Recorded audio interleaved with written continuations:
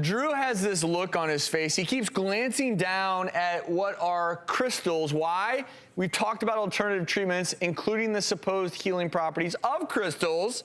But now there's a new product that claims to give you a brand new way to get spiritual, light up your chakras. This is a crystal sex toy. They're being made from pure crystals like rose quartz, green aventurine, and pure amethyst. They're becoming so popular that Dr. Berman gave them a whirl. And there is no better person in the world to put it to the test than our own Dr. B. Okay, so they told me, so I read about crystals. And crystals have some energetic healing properties, if we buy into this. They claim to harmonize mind, body, spirit, reduce stress, extract repressed emotions, remove negativity. And the instructions came to me, it said, you know, meditate with this stone, get connected to it. That's all true. I'm gonna put mine in my pocket. Exactly. So I'm gonna be brutally All right, honest. continue. I'm going to be brutally honest about this. So the rose quartz is a stone of love, okay? And we've talked about my issues with love and opening my heart to love. So I started with this one. And the toy is phallic in nature, and it bends, and it has a ball on the end. Yeah, so these are just these are crystals. It looks very phallic. We can't show them on TV. I couldn't bring it. But what happened with it is I did, this is the honest truth. I meditated with it, I relaxed with it, I did feel a calming sense of love. And I don't know if this is an issue with me, and maybe I ought to talk to somebody about this. I could not put it in after I had that emotional sort of connection with it. I was blocked.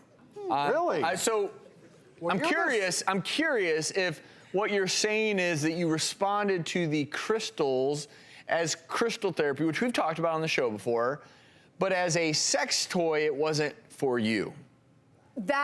Yes, as a sex, and I have no problems with sex toys. So what she talked about, the woman is about, you know, helping women let go of blocks, and that sexuality and spirituality can be one and the same connected, and that's the truth, make it better. Sort of making it better. For women to feel whole, mind, body, spirit, open their hearts, have self-love, self-respect, you know, sort of value, that was the kind of the goal. I like it, and in some ways I wanted to ask you, Dr. Lander, because if you go through that process and maybe in some way the crystal becomes more a part of you and it's more intimate, but from an OB-GYN perspective, do you feel like there are some sex toys that are safer, better, and in that case, something like this, thumbs up, thumbs down?